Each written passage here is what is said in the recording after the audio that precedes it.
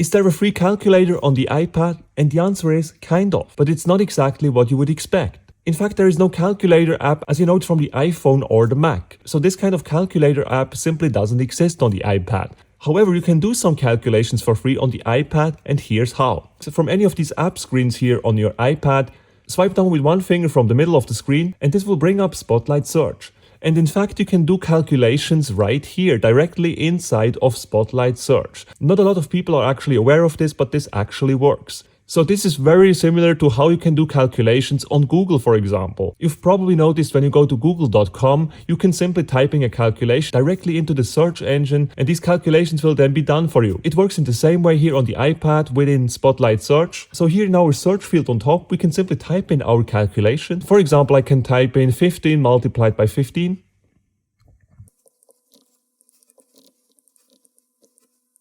And our iPad then immediately calculates that for us, which is pretty cool. In this very fashion, we can do lots of different calculations. We can also do some more advanced stuff. For example, we can take square roots of numbers by typing SQRT and then the number in parentheses, and this will give us the square root of 5.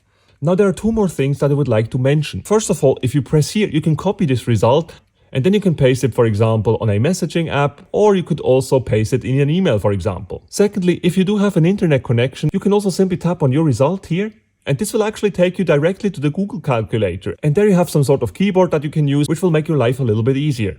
And this is how you can use a free calculator on the iPad. If you enjoyed this video, make sure to smash the like button and subscribe to my channel for more iPad tutorials.